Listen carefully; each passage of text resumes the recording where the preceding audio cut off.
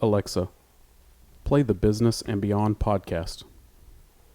Playing the Business and Beyond podcast on Next Gen Media. You're listening to the Business and Beyond podcast on Next Gen Media. I'm your host, Ashton, sitting here with my co-hosts, Tony and Tyler in the Apogee Graphics studio. What's happening? What's up? We have a great show for y'all today. Yeah, we're excited. You guys having a good weekend so far? Yeah, I'm having a good one. Man, does the studio smell good? Yeah, it does, doesn't it? Tony, what? It has to be Sense in the City. Oh, absolutely. You know it's scents in the city. We're still burning the leather scent in here. But if you guys see Grab this one here on the video, I want to eat this one. They gave us some new ones here. My wife actually purchased it. Did you guys smell this one? My wife purchased this one from him yesterday. It's a pumpkin vanilla marshmallow. It's, like Thanksgiving in a jar. Well, too much for me, but I'm not a pumpkin spice guy, but it smells good. Really? You look like a pumpkin spice guy. No, I do. My favorite pie is pumpkin pie, but other than that, nothing pumpkin. It doesn't say on here that you can't consume this. So they did give these to us. They are a small business. Maybe that's something to check we out. should So we want to thank them for that. You know what I really thought was cool is this one here. What's the name of that? Beach sand. The beach. It has beach sand in the top of it. Isn't that cool? Fucking beach sand in you it. see that? And this one smells. I think it smells like a Pop-Tart, This though. You don't have Leafs. to open this. You can just smell it. Yeah, Leafs. Man, that's fall. What is this? Twisted lemonade. So And guys, we do have. They do have manly scents too. Yeah, like you said, we have leather burning. There's bourbon. there's quite a some few. other like just male type scents. So check those guys out at Sense in the City. Dude, they've been super successul this year. What They a wonderful name. I Yeah. can't get over the name. That's such a good name. They started this year, 2020, just like we keep telling people, man, this is the year to start. If you're ready to roll, take advantage of the opportunities you have. And they've been super successful so far this year. Yeah, all their information will be in the description box below. Speaking about successful businesses and,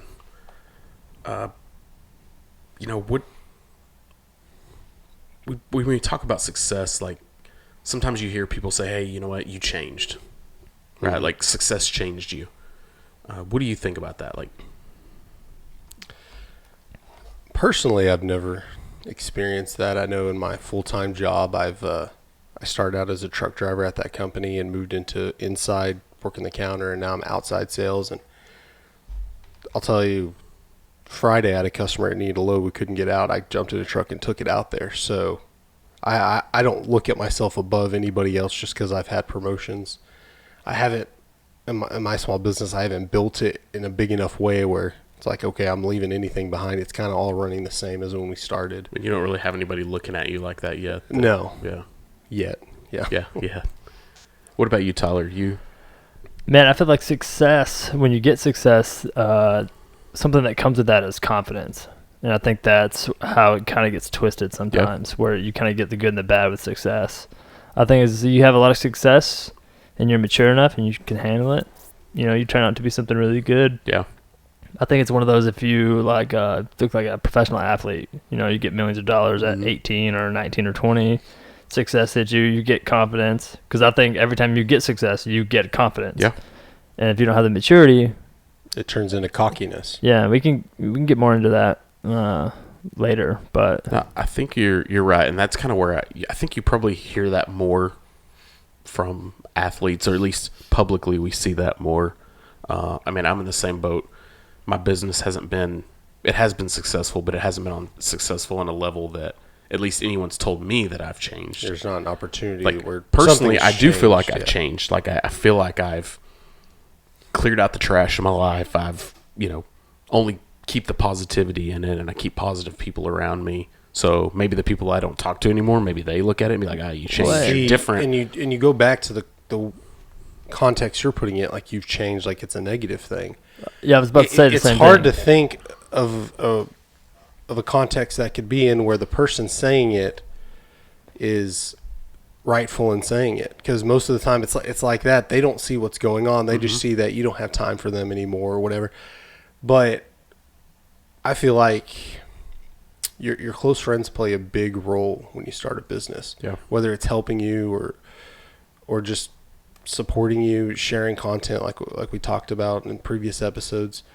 But maybe if you're on the other end and you're asking that question to somebody, if you have a friend or who used to be a close friend start a business and they're kind of not really talking to you that much anymore, maybe you should look at maybe you should have changed with them. Yeah. And went along with them. That's I think that with success, my opinion is that you have to change. Mm-hmm. You have to evolve with growth. It's growth. You have to separate yourself from people at times. And a lot of times, especially with athletes, like you mentioned, that you see that they're either praised or beaten down depending on what they went back and did for their community. Mm-hmm. My opinion is you don't necessarily owe your community anything. I mean, if you want, you see LeBron, he goes back and does so much for his community. He doesn't really owe that community that. He was successful because he pushed through South Beach, I think. When he took his talents to South Beach, I think he did kind of owe them a little bit. I don't know. I think that was a power move by LeBron. I don't know, man. I just feel like if it's one of those things where if you make a bunch of money, that people feel like you should donate to charity or something like that. Mm-hmm. I mean, if I had Bill Gates money, to be honest, the only reason why he donates to charity so much is because he's going to get eaten alive in taxes if he doesn't, so. Yeah. But I mean, like LeBron, he might just love his community. He might just come. If I was a professional athlete, I don't know if I would build a stadium for Joshua or do something here. Because build a school for kids. Yeah. They didn't do nothing but, they didn't help me. I did it myself. I mean, maybe, I guess. Yeah, I think that is a touchy one. I mean, this is going to sound off like kind of douchey. I think that it is important to. Okay, Tony, you have changed. It is important to give back to the community. Yes, but I don't know that you owe it to your community you came from. I mean, is that? Oh yeah. I see what you're saying. Like, if you're a professional athlete, why go back home when you could do your surrounding community, wherever you play for at that time? Well, the thing is, when you go back, it's professional athletes a great example because not a lot of successful businesses necessarily mean you're rich or have a bunch of money, but it's like winning the lottery. You have all these people come, but yeah, we're best friends or third cousins or whatever. So it's good when you're a professional athlete and you're drafted to whatever sport away from your hometown. Yes. Mm-hmm. Because then you have all these people wanting favors and tickets and things like that. And it can be the same way with a business if you kind of make it big and you're still in your hometown or close to where people, like in a small town where y'all know each other, but you don't really know each other. Right. And they come up, hey, they want free stuff or things like that. Like, I went to high school with you. Come on, what are you charging me full price for? And that can come across as, man, you've changed. You would have done that for me back in high school or something like, Yeah. Not necessarily giving charity, but they feel like it should be giving charity. Yeah, that's actually a good point, too. People expecting something out of you after you've been successful. Or, this could even go to the point of in a startup when everybody wants something for free, right? Right. I mean, I've had tons of people that to me, like, they ask me for something, they ask for a quote on it, maybe expecting me to give them a good deal, and I quote it out like I would anybody, and then maybe throw me a couple hats. Then crickets, right? Like, I don't hear anything else. So it's like, look, I mean, I'm trying to start something up too. Yeah, I want to give. Trust me, I've given tons and tons and tons. Like, I've cut people such great deals and done everything I could to help build the business. But at a certain point, you do have to make money. And I think with success, it's also kind of hard to not sound conceited. Yeah. Like, there's no, I guess, the easiest way to handle success, in my opinion, from my personal viewpoint, is being humble. Yeah. But also not being too humble. You know what I mean? Mm-hmm. Like, but be a little conceited because you get that confidence boost. You get that swag. People who are unsuccessful will look at it that way. Always. They're going to find a way to nitpick you. And if you're too humble, then, it's you kind of take away the confidence that you gained. So I feel like that's a big part about success too. Yeah. And part of it, when they ask or they tell you you've changed, is you're not supposed to forget where you come from. Not necessarily location, like your community, but your status. Where you started. Yeah.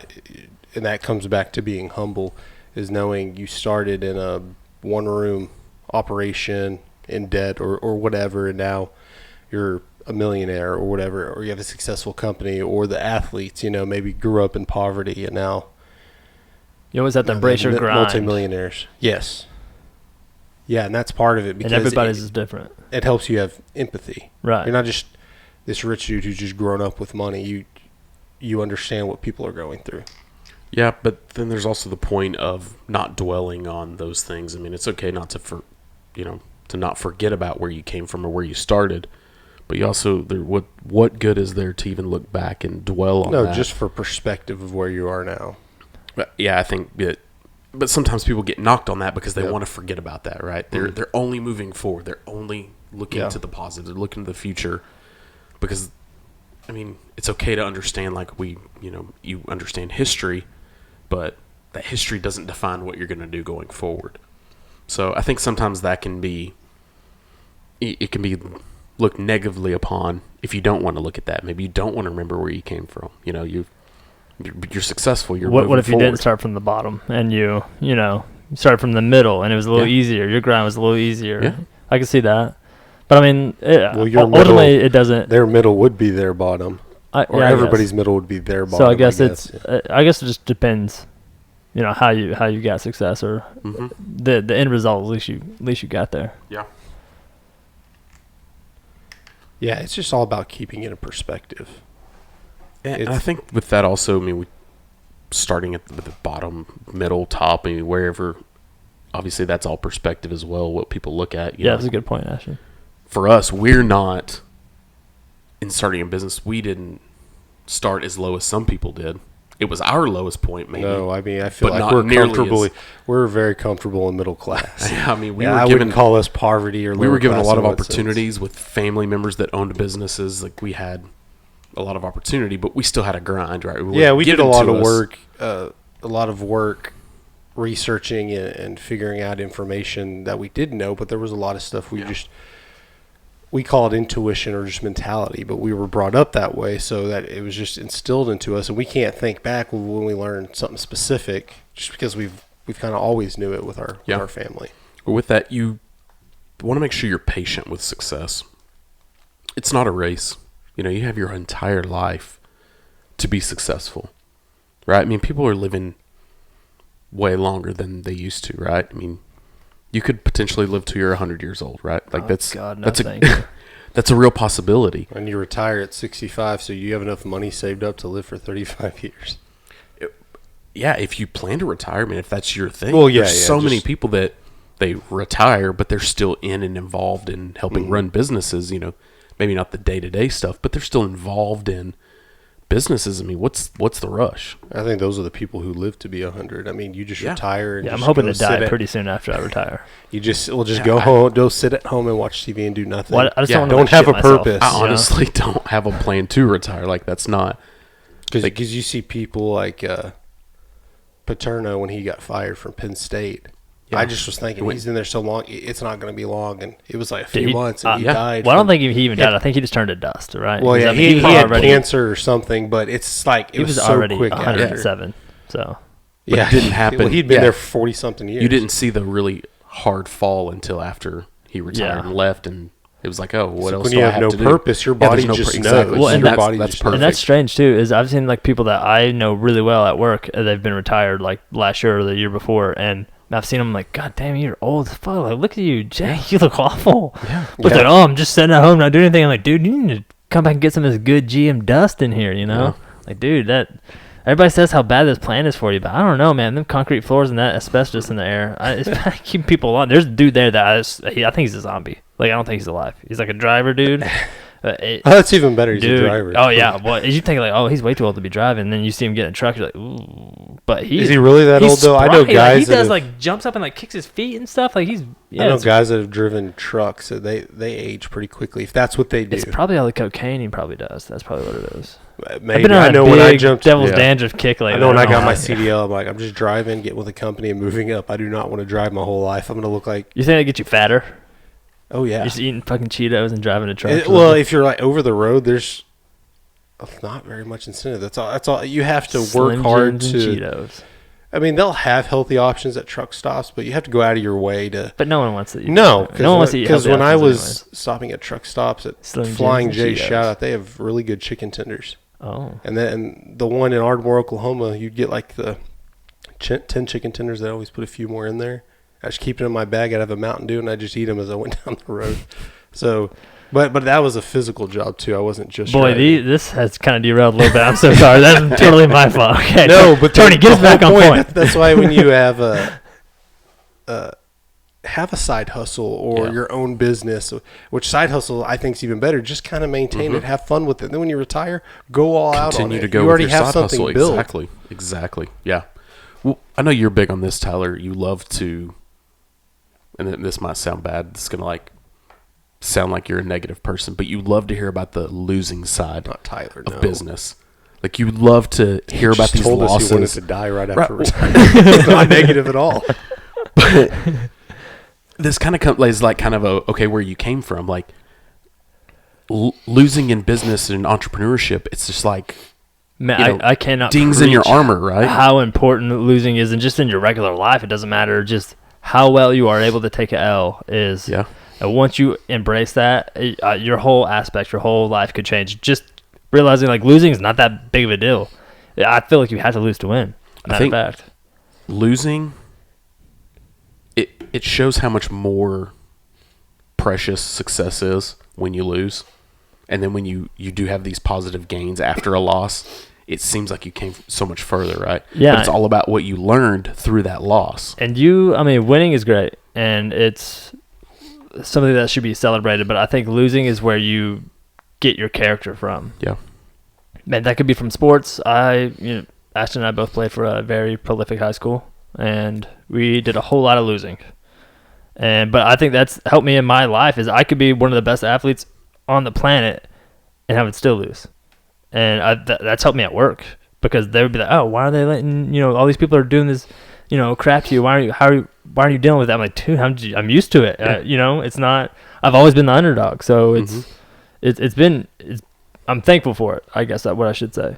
Yeah. And that's losing to me has taught me more than winning ever has. Losing to me is just the price of admission to success. That's what you pay in. Is every loss you get. That's what you pay in to be successful and to continue on this success train. You have to lose. It teaches you so many different things. Like we already said, you learn lessons from it. I think it teaches you to be humble. Mm-hmm. It just makes you aware that it's possible to lose. So you do need a risk. You need to take risks because we'll probably get into that later. I'm sure you have that on your list, but you also need to take calculated risk and educated risks. And losing, at least when you first start, when you don't have much to lose, teaches you. So later on, you're not just cocky and confident. And you never lose. You're like, just do it. Just put it. Put all the money on red. I don't care. I'm gonna win. Yeah. Yeah, well, I mean, let's go ahead and talk about it. I didn't have it on my list. Let's talk about taking risk to be successful. I think you have to. I don't think there's a choice. To me, there's you have to be successful. You have to. It's taking risk is risky. Like I guess. everybody, that's right. Everybody takes risks, whether Right. they know it or not. I Yep. mean, you buy a house, you're taking a risk. Uh-huh. It's Sure. just not on as big of a scale. But you're not going to meet a successful person. Well, what you define success, you're not going to meet a millionaire or billionaire and talk to them, and they're going to say, "Oh no, it was easy. I never risked anything. I played it safe all the time." I mean, I guess unless you're an athlete, but you can't make $1 billion in your career. Right. You're not going to find a billionaire who that's his salary, and he just builds it and saves it. Billionaires are billionaires because they invest. They do. They multiply their money. The money works for them. You can take educated risk. You can. You don't have to be like risk it for the biscuit type thing. You can be like a 60-40 could be a risk. So I don't.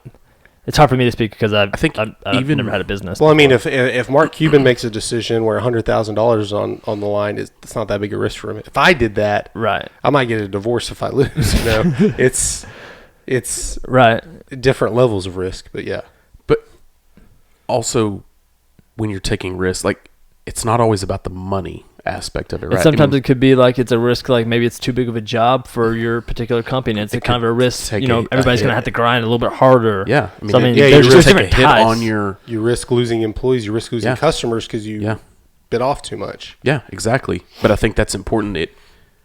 My opinion, my viewpoint on risk is that you have to take risk to be remembered. And for me, even more than any money you could make, being remembered and the impact you have on people in business and entrepreneurship, like that means so much more than the money.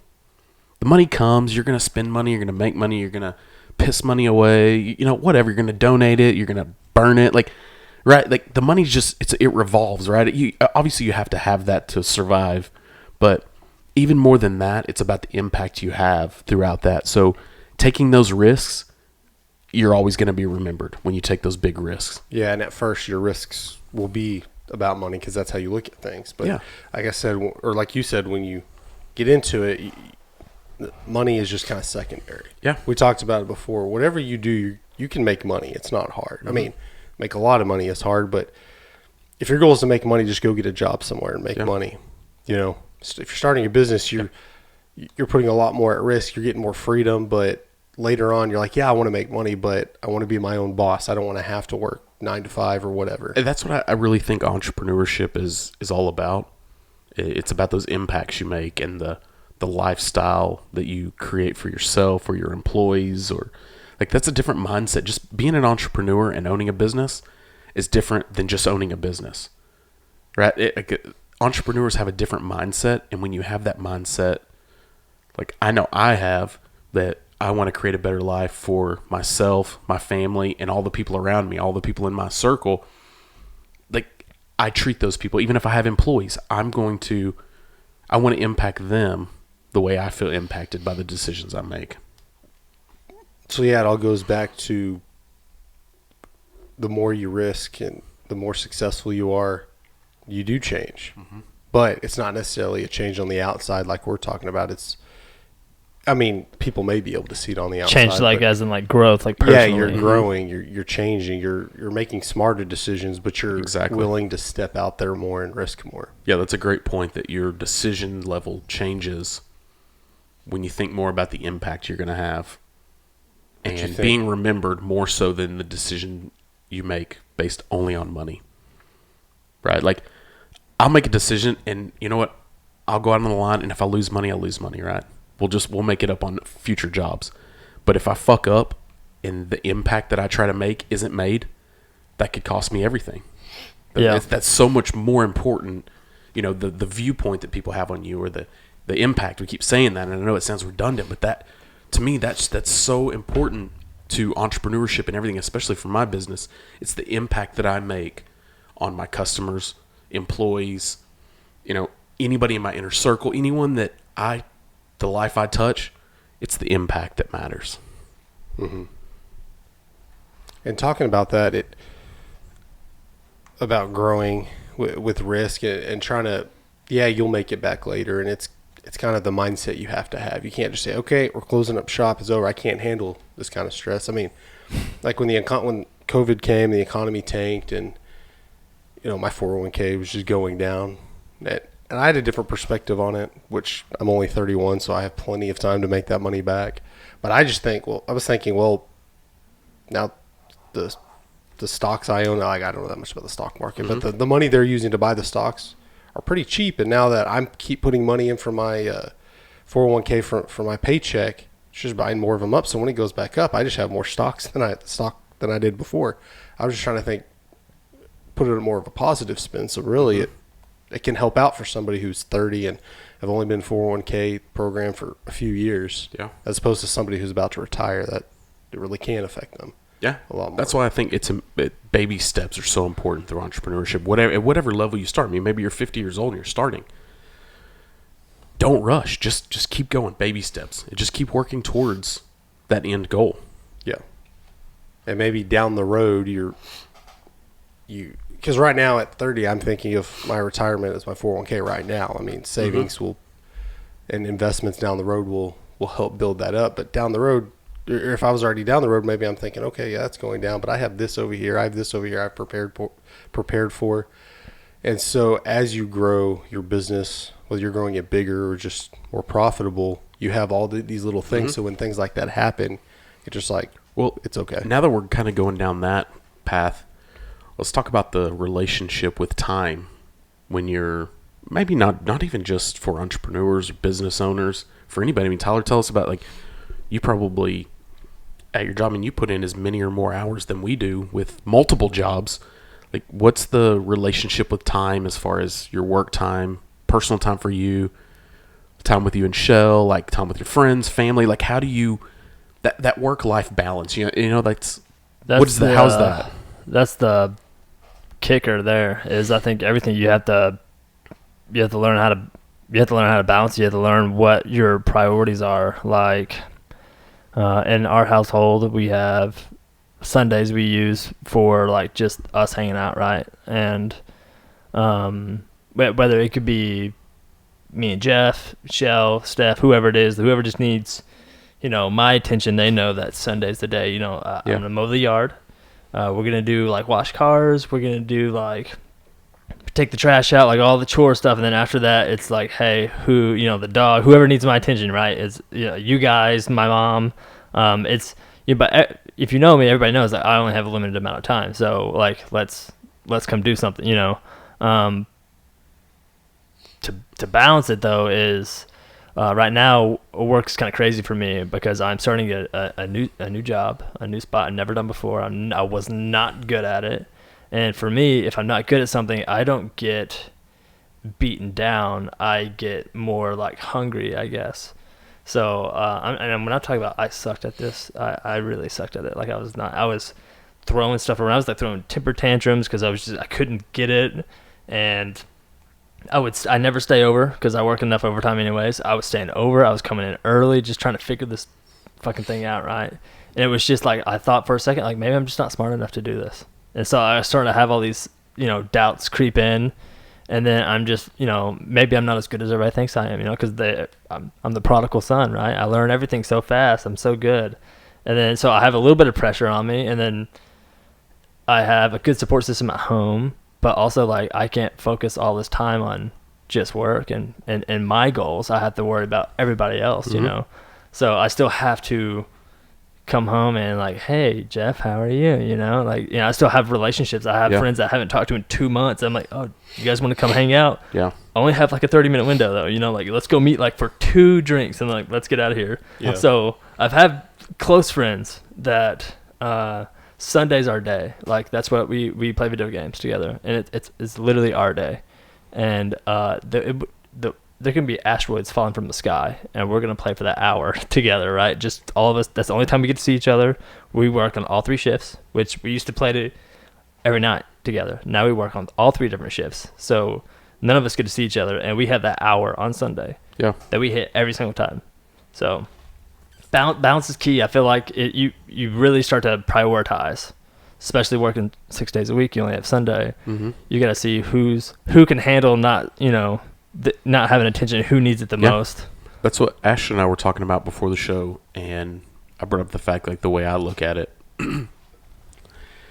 is it's not about the amount of time you spend, it's the quality of the time you spend, right? So you said that you might meet a friend and you have half an hour to go have a couple drinks. Mm-hmm. But if you're engaged for that half an hour with them, this thing right here put away, like right. You're engaged with them. Right. I mean, that's the same as having a whole day with them, but you're right here half the time, right? Like, you know what I mean? Yeah, you're in and out of that. That's also a handy tool too, because like sometimes it's just really communication. You just need somebody to say, "Hey, what's up?" Like, I haven't seen you in 2 weeks. Where are you? And if it's just like, if I can think that, like, I just need to reach out and be like, "Hey, sorry I missed, whatever. I work. But it comes back to that is maybe you spend 5 minutes shooting some texts back and forth or some snaps back and forth or something, right. But that fulfills that spot in you, right, mm-hmm. for that friendship. Mm-hmm. And I think that's what's important. We talked about, like, if I were to come home and I only had like 30 minutes that I could spend with my kids, but if I dedicated all of that 30 minutes just to them, they had all of my attention, that would fill a big gap of trying to spend 2 or 3, 4 hours with them, but being in and out, being disconnected. Right. So if you just put it all, I think it's the same with with having a full-time job. Put everything you have into that when it's that time. And when you have your side hustle or you're an entrepreneur, you own your own business, put your time into that until you're done, and then you move on to the next. Don't try to balance everything at one time. It doesn't ever pay off. In my opinion. That goes back to when maybe a friend you don't hang out with anymore or whatever thinks you've changed. It's like, well, maybe, in the spot of you're the entrepreneur, maybe you could see if you could hang out with that person and just work it rather than just saying, no, I don't have time to hang out. Maybe it's like, hey, Tyler, 30 minutes on this day, you want to go grab a drink or something like that? Not just say, no, I don't have time to do it. Yeah, I had a good friend of mine a few weeks ago. We were going over to your mom's to swim, and he shot me a text, said, hey, man, we're in town. It's a quick trip. We'll be here a day, but we're going to be running around. Can we just swing by and just see you? And they came by for 5-10 minutes max, but that kind of fills just to see fills him, that, just to see him. Yeah, talk to him, see him. I mean, just that few minutes was like, hey, that was worth it. I get you're busy, but if you can carve out a few minutes, yeah, let's do it. I mean, this is the same one, Shelby. Yeah, right? I was just gonna say like with Shelby. Yeah, when we were in Galveston last year, remember he came for a few hours and I just know, hung out with us. Shelby and I aren't great friends, but I know you two are. So it was like I remember Shelby. He threw up the state of Kentucky in my dad's front yard. But like it was like when I tell stories about like my youth, like obviously you and my sister are involved, but like Shelby is also included in there just because he was there, around, right? So like it was good for me to see Shelby. And I mean, he looks exactly the same too. Somehow, it's kind of weird. Yeah, he just had like Fisher gear on instead of like do rag and like you know how I pictured he used to look like. He never wore a do rag, but but that's the thing is it was just a small amount of time. It wasn't that we had to go spend an entire day or an entire week. He understands how busy we are. We understand how busy he is. And I think what, you're probably right, Ashton, when you were saying that when people say, "Oh, you've changed," well. Maybe they need to understand the time limits and constraints that you have. And if they understand that, then they would be more understanding that I only have. Like, they're like, oh, you never have time to hang out. Well, and hang out with them, and they can see how busy you are, and it shows that you're putting... I mean, don't get us wrong. If somebody's bothering you about that, you're not obligated to fill your time helping them with their perception of your friendship. So I actually do have like a story about like this kind of thing, and I've been waiting for like the right moment, but I don't want to get past it. But I feel like I can like kind of bring this together a little bit.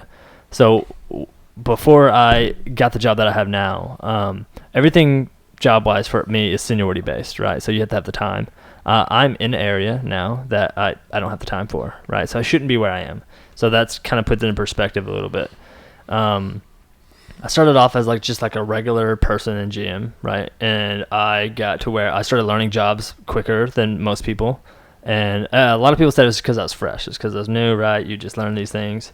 But for me, it's just like, why does everybody not know all these things, right? Like, because like I went first couple weeks there, like Saturday hit, right? Nobody was there. People were scrambling around. I was like, well, I work right beside this guy. Like, how come I don't know that job? Like, I don't understand. And they're like, well, that's not how it works. I'm like, but why does it not work that way? Like, I didn't understand. Mm-hmm. And these people are saying like, I can't really do this job and then go ahead and learn that one.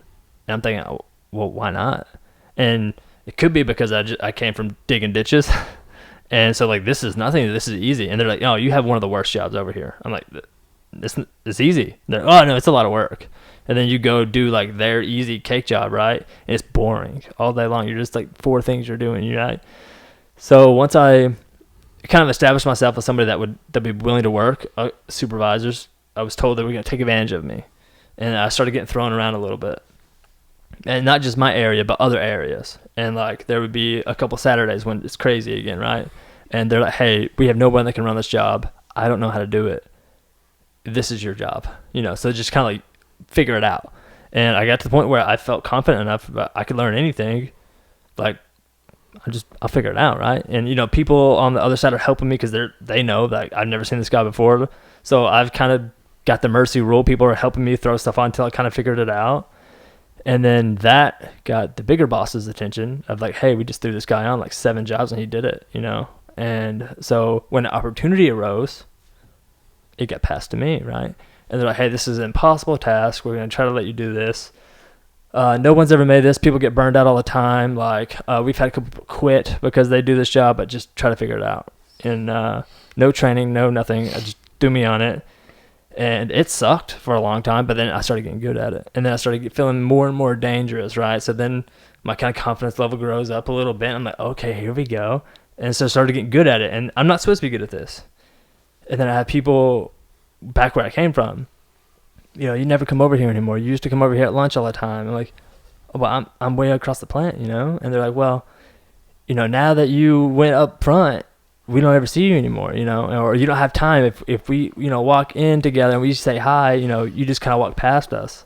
I'm like, well, but I've been here though. I've been at work before. So like before you came in, or if you walk by and I'm busy doing something and you say hi and I don't hear you, it's not my fault, right? Yeah. You know, and they're like, well, no, you changed too much. Now you're up front. You don't have time for us. But no, you don't, like, you know, for me, I'm like, no, you don't. Yeah, I have worked way harder than you did to get up here. Like, I earned this. This wasn't given. So then it changed to where, you know, I was in bed with management, right? That somehow I'm attractive enough that I got up here. So it got to where I went from earning it to not earning it. Yeah. And then when people come back and they will deal with me, they're like, oh, wow, you're really good. But yeah, because I grinded the whole way up here, you know? So that's that part of, I guess, success where you see in a lot of communities, I mean, especially a lot of inner city. I mean, I don't know that in like suburbia you see that as much, but people are held down, right? They're pulled back into the communities. They're pulled back, and anyone that's successful, they're just always tugging back at them, right? They're not letting them achieve, and that's what that sounds like, is this thing that they didn't want you to leave. They wanted you to stay back right exactly where they were What I got at. out of that was, I guess, from another context that you could put it, that maybe not saying you've changed, but right before you get to that point of people saying you changed, but it's your coworkers saying that, no, don't do that. They're going to take advantage of you if you start doing good, you know, and you start moving up, and then they kind of resent you a little bit, like, oh, it's because you're in bed with them. They like you too much, you know, they like you better than they like me, but it's really you worked out. But it's that you just worked really hard to get there, and especially when you're peers with somebody at work doing the same job, you're making them look bad, and they don't want to work hard. Yeah. Or they work hard, but they don't want to go the extra. Like, they just want to, you know, put like their for me, it time was in. like they've been there longer than me, and they, you know, just some people burn out different areas and stages. For some reason, my brain kicks in when chaos happens. Yeah. When it's like the worst possible moment, my brain is fully awakened. Like my motor skills get better. Yeah, it's I'm gonna weird. go take Yeah. care of something. You gain clarity. It's strange. So that's why I'm cooking. Is for me, it's so easy. It's just utter chaos all the time.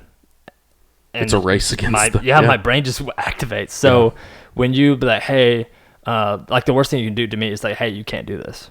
Like as soon as you tell me I can't do something, like all of a sudden I'm like, wow, we're gonna see about this, you know. So, and that's a personality trait I think I have, which is not always a good thing. So I like, yeah, you could expose yourself sometimes with a trait like that. But I have, like, what I tell, like, there's a couple younger guys at work now that want to be just like me, which is strange to me because I don't feel like I'm that old. But, you know, they always call me, like, Papa. That's when you realize you're old, when people want to strive to be like you, which and they look strange. up to you. Yeah. And, you know, these guys are like, you know, I want to do exactly what you did. And, you know, some of them get, like, let down because they're like, well, you know, by this time, Tyler was already. I'm like, well, circumstances are different sometimes, you know. It's not, you know, we can't all work as hard as me, you know. And they'll be like, well, no, I'm doing my. I was like, yeah, but, you know, you guys are also taking, like, a lot of bathroom breaks. You know, I'm pretty well known for not taking any bathroom breaks. And they're like, yeah. All right, well, you know what? I'm not going to take no bathroom breaks anymore. I'm like, well, you know.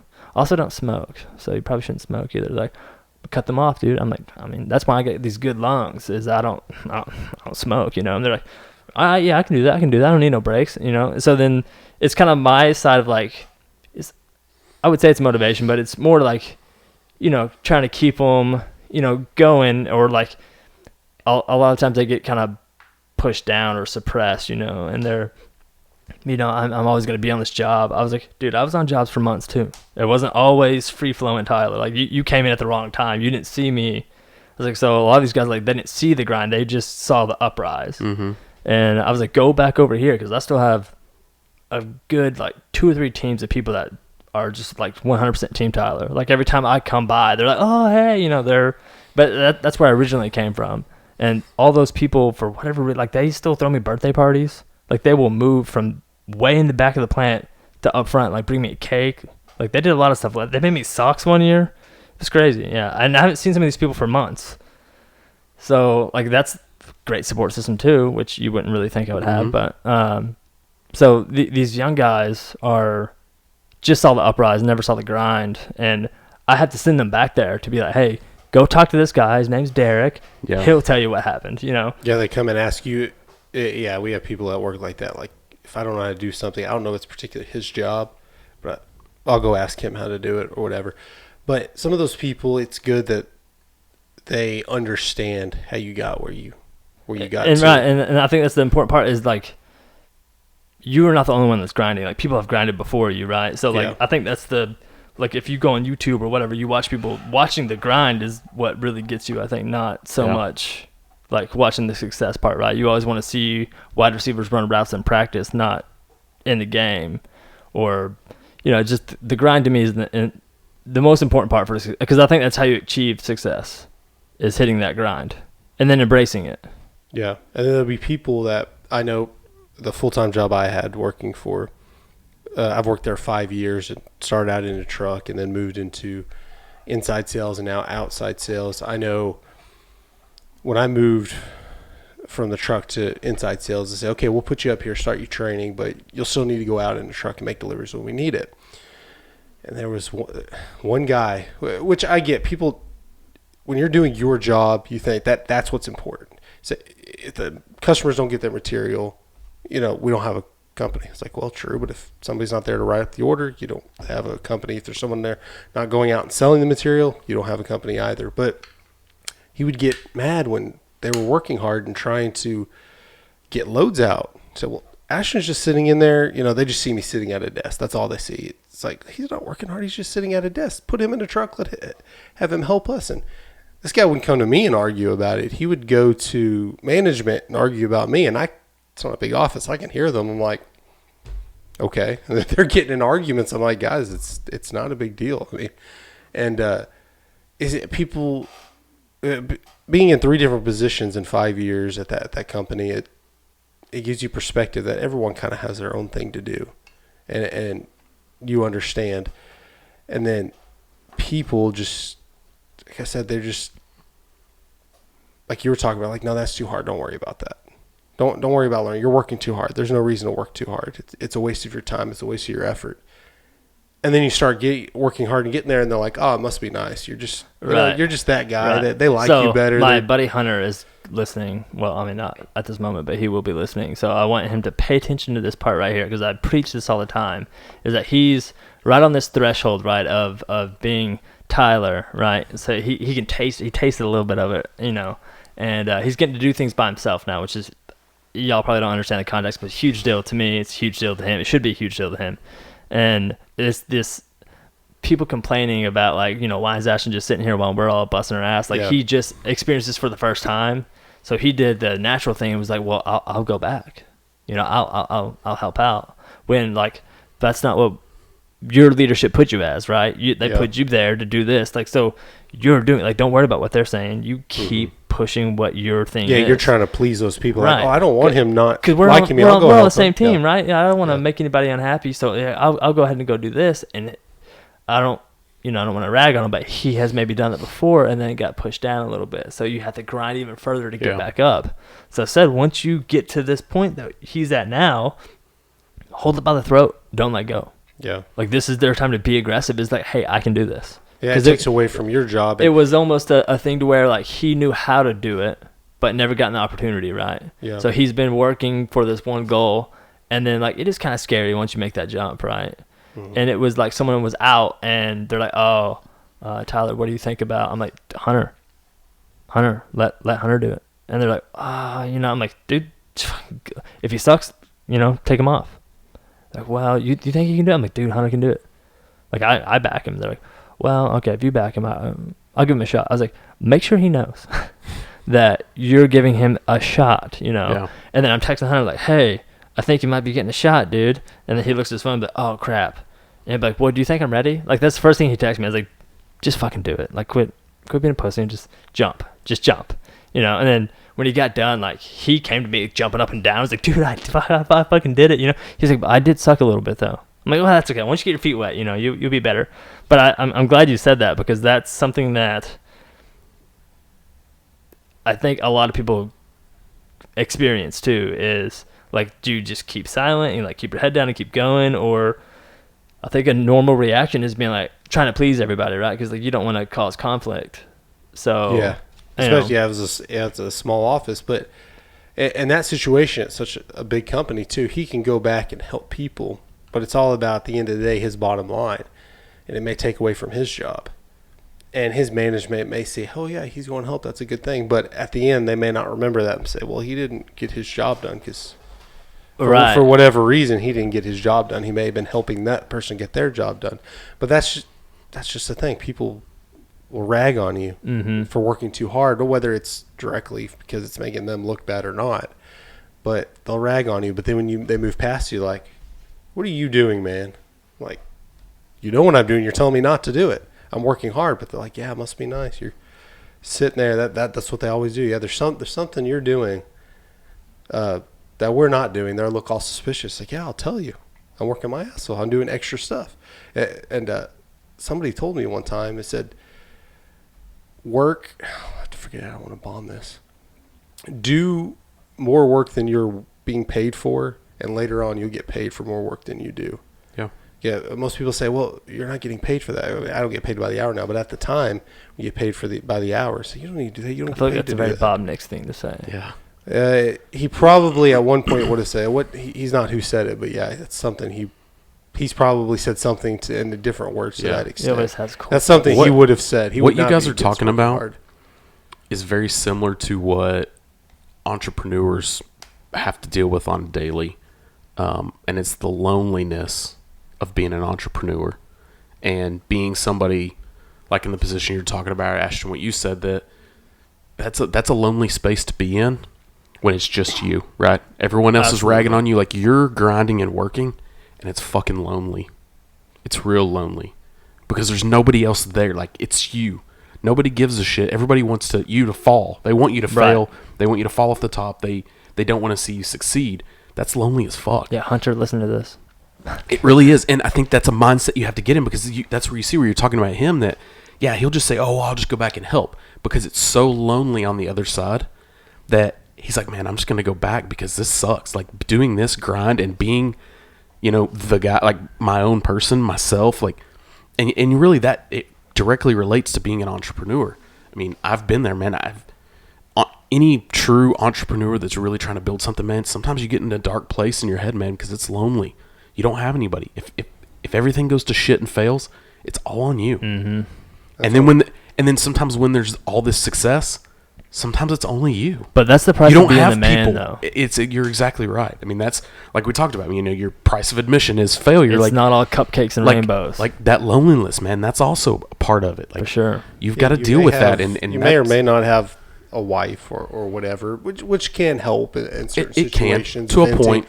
But you can't, unless she's real involved in your business, you're not going to pull her aside, or I guess if you're a woman, your husband, to have a quote unquote boardroom meeting with them, right. Like talk about things. Right. And it's not only for venting purposes and getting on the same page, but just having different minds working at it and getting a different perspective and different ideas flowing. Mm-hmm. And that's kind of why we push so much that you should have a group of people, inner circle of like-minded people. You could feel like I'm talking about the Avengers or something, but people who you can talk to for those situations when you have an idea rolling around your head and your wife just rolls her eyes and she didn't want to hear, but she's like, yeah, sure, some bright idea, great. Yeah. You need somebody to bounce ideas off of, to talk about failures and positive things. Somebody that's say, good job. When you have your 30-minute weekly drink or whatever, y'all go and just talk about things. Yeah. No, and I think it's it would be cool, and we're doing that now, but if you could build a circle of people that obviously like-minded, but maybe other entrepreneurs that are in kind of a lonely space, Well, that's what I like meant you're by in, like-minded yeah, but entrepreneurs. like they are in kind of that lonely space and understand that loneliness, because some entrepreneurs go through and they don't get it. Like they don't realize that that's where they're at, that they're in this lonely space. They And think, maybe this is, shit's just not working right. We're not, things aren't happening right. I'm going to give up, forget this. Like it's not worth it anymore. I'm not enjoying it. And if you're an entrepreneur, and maybe you're not feeling that lonely feeling, but if you just had an issue at work, completely work-related, could you call? Is there somebody you could just call right now and explain the situation, whether they understand the ins and outs of your business, but they understand business in general, and they would be there, listen, understand you, and be able to give you feedback. Well, this could be a good opportunity to make a Facebook page. We do or have, something like that. Like we do have that just Facebook. like almost like a forum, if you will. Like if you have a question or something, or a broad scope, or maybe you just need to vent a little bit. Well, that is what we're working on now. Our Business and Beyond Army. It's a private Facebook page. It's up. It's still in the works. It's still in the works. Up. There's a physical page, and we have members on it. And we're looking at adding members. We Obviously haven't forgotten gonna be about y'all. No, we'll build the right members. Was this right? in the pre-show? Because I don't think this was in the pre-show. I think It was not in did the I just pre-show. think of this? Oh, go me. But we've been working on Like-minded. this. This was a Like- bit. I yeah, thought you were like-minded, trying to- no. I thought you were teasing. It was a us yeah, or I was something. segueing. Yeah. But you're not on Li- Facebook, so li- how would you even know? See, Never mind. like-minded. Exactly. Like-minded is what happens when Wow. you have like-minded people. Yeah. That's funny. But what There's we're a physical doing Facebook page. is we're creating a safe space for like-minded individuals, entrepreneurs, to be part of this group, to ask these questions. If you are feeling lonely, you're in a tough position. I text Ashton occasionally, and I'll send him a screenshot of a post that I'm going to post for my business. And be like, hey man, what do you think about this? Just honest feedback. Like, just tell me, is this out there too much, or is this like? Sometimes you just need that, right? Yeah, Like, you're not going to put that on your business Facebook page. Like, hey, should I post this later, guys? Right. And you don't want things to be posted and I see it in one way, but then someone else sees it in another light. So Yeah, it is maybe good I to say, have hey, change people- this word around to this word, and Yeah. if that's what you're going for, Or hey, you know what, man? I don't know about that. Like, what if you tried this? And I think that's important too, is that positive feedback from people, or negative feedback, but to be able to, Feedback in general. constructive feedback, feedback, and just take that feedback and work and learn from it, not get upset and be like, no, this is what I want to do. Well, if it's one you want to do, it's fine, do it. What's your end goal? I think here? that's what losing actually it helps out is being coached, if you will. Is like that's what I always tell everybody is like that's why I feel like I'm a good employee is I'm very easily coached. Yeah. Even though I feel like I'm doing the right thing, if you have a critique for me, as long as it doesn't hinder my performance or my goals, I'll change it. Yeah. Because it's like I always say I'll do whatever you want me to do. And the point of a coach is he takes his losses and failures, makes a lesson out of them, and teaches. So that's why having a group of people, maybe you can avoid the loss altogether and learn a lesson from somebody else's loss. They can Right. help you. They can mentor you or coach you and help you out. Just in general, doesn't I guess that's it. It could be a Facebook post. It could just be, hey, I'm looking at rebranding altogether, or I'm looking at getting into this side of my business. Well, I think a lot of that also is it's about loving your game, right? And you used to something similar to this. Tyler, Embrace that- your grind. Embrace your grind, right? Like you have to love your game. You have to embrace your grind. No matter what it is. So I love it so much that I want some of that feedback, and I want it to be negative sometimes. Like I want at a time you never have. I don't think. I mean, just say, nah, I don't think that's right. Like, grammatical. So like fixing something, that's one thing. But like just flat out be like, nah, I think that's the wrong direction. Like, why don't you try it again? Try something else. Yeah, you want feedback from a friend rather than or some random grammar Nazi on Facebook, Exactly. or something like that. Just post it to Twitter. There you go. Twitter's mean, man. Yeah. Yeah. Sorry, No, I'm trying No, to you're do right. belly. Twitter is, man. Twitter's No, mean. man, I posted something on Twitter before I completely understood how commenting on posts. Anyways, I shared a video of Des Bryant back in the day. I said, man, I forgot how good Des Bryant was.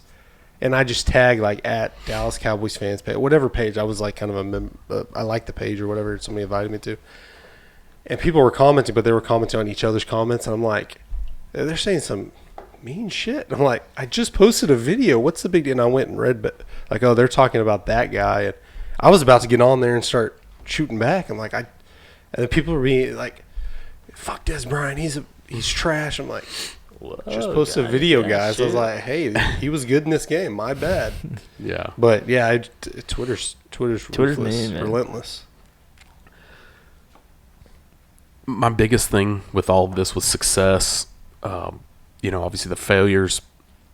If you bring the most value, you win. Bottom line. Yeah, it doesn't matter. I guess it depends what your end goals are in specific situations. But if you try hard and then fail, then you're still winning. You're learning from it. It's giving up. It's realizing like maybe this job is too hard. I just can't do it, and giving up. And all you really learned is, okay, that job's too hard, and you're not going to go try again because you're afraid. You're like, I'm good here. I'm not going to try to move up.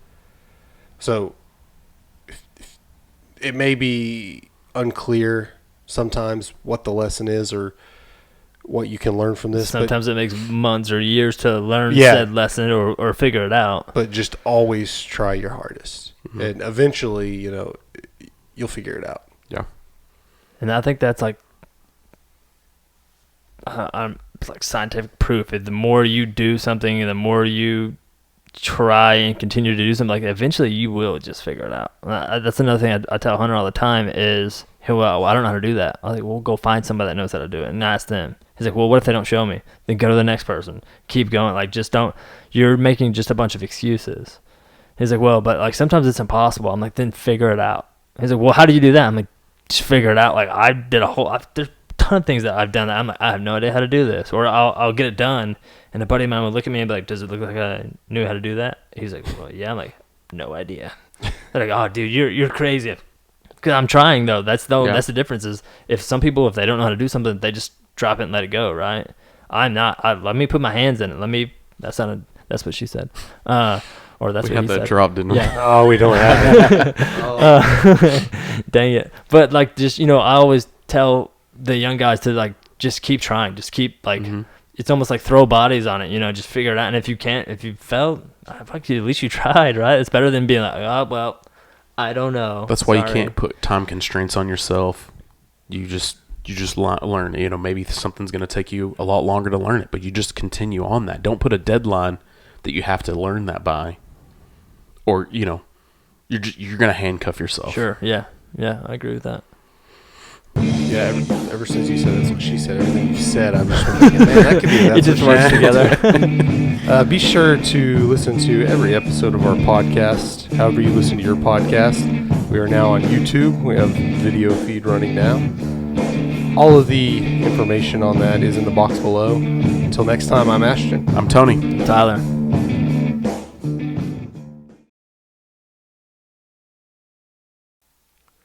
At the Business and Beyond podcast, we love to promote small businesses. It's what we do. One of those small businesses we support is Sense in the City.